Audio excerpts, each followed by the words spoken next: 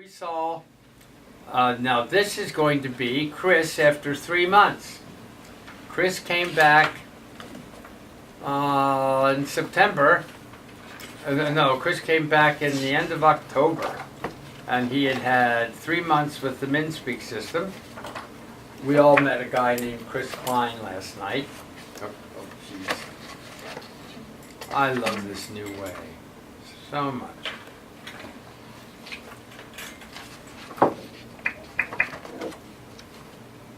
Hi, Chris. Tell us about your experience at learning to use Minspeak. Well, I had a great time learning, but also seeing how Minspeak works and made my communication faster, which has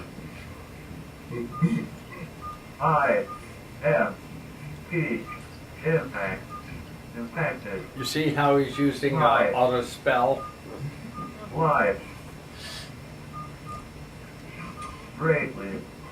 Well, I had a great time learning, but also seeing how Minspeak works and made my communication faster, which has impacted my life greatly. Okay. Was it hard or easy? Just a comment, you notice Chris was using his overlay then. Why was he using it then and not now? Last night, Chris delivered long, it was 40 minutes of conversation. Mostly Chris. It was an hour and 10 minutes, I think, altogether. But we talked a lot, and Chris talked a lot. So it was a long session. And he talked that rapidly and that eloquently, but he had no sheet of symbols on his overlay. His motor planning was advanced enough at that point that he didn't need an overlay. Yes. Now, how did it get that way? Repetition. Repetition? How many times? I believe that automaticity, we're going to look at this word, automaticity is composed of a physical component we call motor planning. If he hadn't internalized the English language, could he talk this way? No. When you're about ready to make a sentence, do you know how it's going to end when you first start talking? You see, our language is so deeply internalized that the words pop up. But folks, internalizing language is not just internalizing vocabulary, it's internalizing how the words fit together. And I'm going to talk about a process whereby we will internalize the first 75 to 150 words, and that's how we can actually start expressing ourselves. There's got to be a little motor plan, a cognitive plan. You've got to know how to construct subject, verb, object. And once that's sort of internalized by having it modeled for you over and over and over again and participating in that modeling, okay, that's preliminary. Okay, all three of those, the language internalized, the visual aspect of the board, because Chris saw that board always when he was learning. I mean, you know, it was never gone. He always saw the sun, whether he was going to use the sun. which is why I'm going to say now, you may not really understand what I do believe we should always have grayed out icons for icon prediction rather than disappeared icons for icon prediction. Because you need all the cognitive support you can give to your forming motor plan. Okay, so, and then you can't do it unless you've internalized some language either. So there's a linguistic, there's a cognitive, and there is physical. All three of these things go together to produce automaticity. The most obvious part of that is the motor plan, because it is so shockingly available to us when we see Chris do all that complex language without an overlay. Okay, now here we go. A further look at automaticity. Now this is in your book, and I found this so good that, well, you see it right here, but let's see. It's in the blue sheets. It's right at the end of my first blue things. You see the Dulce list here? We have the Dulce list for you. And then we have all the vocabulary lists. Here, it's called Automaticity, and it's from the University of Phoenix. And it's in the supplemental things. Okay. All right. A further look at automaticity. And folks, this stuff is so juicy, it's going to take a little bit of time to look at it. And remember, when we're talking about automaticity, we're talking about cognitive, linguistic, and physical. Okay. Two reliable occurrences with any motor skill practiced repeatedly are simplification and automaticity. Simplification of a routine skill involves leaving out unnecessary movements and reducing energy expenditure. Seemingly anything an organism can accomplish with a complex motor movement, it eventually, with practice, tries to accomplish with less motor movement. Okay. Simplification of movement by experimental animals is well known in the operant conditioning laboratory. Unless required to maintain good form, laboratory rats and pigeons let their responses deteriorate. Gradually, movements are rounded off, made shorter, and components are left out. One could say the animals act lazy, but from another perspective, they are simply trying to be efficient.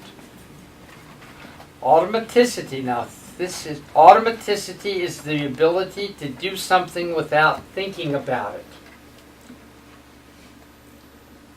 Okay, when Michael Jordan is dribbling down one of the great athletes, in my lifetime, is dribbling down and then does a layup, is there a cognitive component with that? And what's the automatic? There are many motor plans, but his motor plan is invoked in relationship to what cognitive act? When a guy is standing like this, he knows which motor plan to use. Do you see what? In other words, he has a whole pile of automatic motor plans when he's doing a layup. But does he have to be aware? Could he do that blindfolded? No, he couldn't do that blindfolded. Okay. As you execute a skill, overlearned behavior is behavior that has been practiced well beyond the point of just barely learning it. As you execute a skilled behavior again and again, it gradually requires less of your attention. Automaticity also makes cognitive components autonomously active, whereupon they can insert themselves into creative activity. After all, the word automatic means self-executing. It is no coincidence that the ability to improvise skillfully on a musical instrument comes only after long hours of practice, practice that have made the small finger movements automatic, almost instinctive. What is also automatic and almost instinctive to somebody can sit there at a jazz piano, the music. And that would be in the language, and then the cognitive thing would be linking the language with the motor plan, and you have to get a lot of support, but when that starts happening, it takes off. Okay. I recommend you read these. We don't have time for us to read them all together. This guy, Jose Delgado, used to put electrodes in the brains of monkeys and make them do that, and then months later he would see them incorporating that gesture into an activity. Did you see what? In other words, these things become autonomously. Delgado noted the same motor fragment elicited in a monkey at different times by direct brain stimulation could be included by the monkey in many different categories of actions. The large-scale activity depended upon what the monkey was doing when the brain... Motor subroutines were like independent modules for creative activities. This is a kind of wonderful thing. Highly skilled performances must be semi-automatic because the movements are too fast to coordinate. Consciously executing them. I attended Ephraim Bromfman, one of the great pianists, classical piano, orchestral pianists today, played Beethoven's Fifth Piano Concerto, and I was limp, literally limp when it was over, and so were a lot of people who paid attention. It was extraordinary, and his motor plans were all automatic. His music, his knowing what music that was also automatic, and it allowed him to free up cognitive activity to apply his artistry. I once heard a guy play a Brahms piano concerto, and none of us liked it, and it was too mechanical, and it was though he didn't have allocated enough to, but do you see what I mean? Allocation. What's another thing? What is something that people with cognitive impairment have? Well, perception. It takes longer for a person quite regularly. Perception, first you got to get the gestalt, right? And then you recognize it. And then then you know where it is. So visual, who has trouble with visual interpretation? Almost all people with cognitive issues have perceptual visual problems of interpretation. So what does going from page to page to page do? They have no cognitive power left to allocate to language. And what's more, if their language isn't fairly automatic, if they don't have 50 to 150 or 75 to 150 words, they will not have a language basis. What color is this? Yellow. Did you have to go through red, orange, yellow? Did you have to go through Roy G. Biv? Remember that? No, you didn't, because you have a word buffer. Teresa's blouse is green. We have a word buffer. What's the last clause in the Pledge of Allegiance to the flag? You may not have known that, but all of us said it daily for years. Liberty for all. Justice for all. How many of us went through the whole thing to get there? You didn't go through the whole thing, you went right to the last clause. I think I did. Okay, that's wonderful. What's the second clause? Then you'd have to go through. With Liberty. No, the second clause. No, So to I the thought flag. it To was the to the flag. flag, and then, yeah, Oh, then I have to got go it. back a little. I was thinking second to the last. No, it's okay. We do not have an automatic sentence buffer. You know, we don't know how to tag it. We don't know how to think of it. There's not a word that represents it. There are all sorts of things. Okay, now. So an athlete is sometimes described as unconscious when playing exceptionally well. Neither a pianist nor an athlete is unconscious in the literal sense, of course. Rather, the expert's consciousness is focused on high-level objectives, such as playing a piece of music with feeling or executing a strategy in a game or talking. So, folks, unless a lot is automatic, you're not going to get someone talking.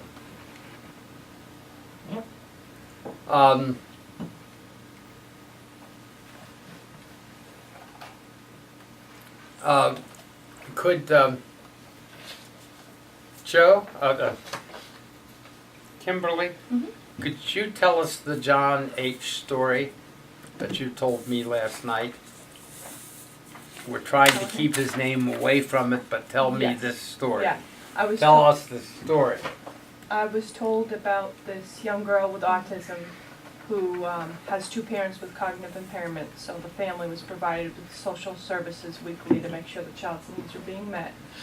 And she was autistic and was not speaking, so she was evaluated by a PRC person and speech pathologist who decided that Unity 45 would be good for her. So that was sent to her house and opened up and taken by the child. And then several months later, the speech pathologist got a call saying, we have this kindergartner who has a talking box and she's great. She does a great job with it, but we don't know how to help her. So can you come help us? So he requested the child be videotaped a little bit so he could have a little background about where she's at and then come out and help everybody. And they followed the child for an entire school day and videotaped all the interactions, and she was fluent. She was on Unity 84, because that's where it comes out of the box, sequenced. And she was asking questions and giving information and using all the pragmatic functions, and she was absolutely fluent with it. Without training? No instruction. Good enough? Is that amazing? Cognitively impaired, she was given a foster family. And they were Later, during this process, she was at home with her family. Okay, Since then, she's been taken from the home because okay, there but wasn't she was sufficient care. being raised by people with cognitive impairments, and she was evaluated for a 45. She got an 80 and taught herself. Okay, now, there we go. Okay, automaticity has a cognitive component, has a physical component, and has a linguistic component. And this is something that I am preparing to do a big paper on. With growing cognitive, physical, motor, linguistic automaticity with core vocabulary, down here it leads to automaticity with word order, and then automaticity with word order leads to core morphology, which leads to core pragmatics, which keeps going around and around in a circle, and that's the root of expressive language, in me humble opinion. This is the famous Levelt model of how things work. There's a pre-verbal message. In other words, I know what I want to tell Sharon. And I'm trying to figure out whether Sharon saw the movie last night, and so I'm reflecting on what Sharon knows about Chris. So what I would say to Sharon summarizes, incorporates my understanding of what shared knowledge we have and what shared knowledge we don't have. So this is called the preparation of the pre-verbal message. And then once you got clear what you kind of want to say, you then, words pop into your mind. And folks, if you haven't had a bit of automaticity with these words, They're not going to pop into your mind. So this is being modeled and modeling hundreds of times the very basic verbs and pronouns and things like that, and nouns, some nouns, okay. Then all of a sudden you start realizing that they're going to have to be in subject, verb, object, and that is an automatic process for all of us. And then we say it, and it goes through our articulatory system, goes into our conversational partner's ear, to his auditory system. He gets the sounds, he starts understanding the words, he organizes, he realizes that John ate the book. It was the book, it was, you know what I mean. It wasn't the book ate John. So he organizes the syntax, and then the pre-verbal message, and then the idea. And this is the Levelt model, and I believe it's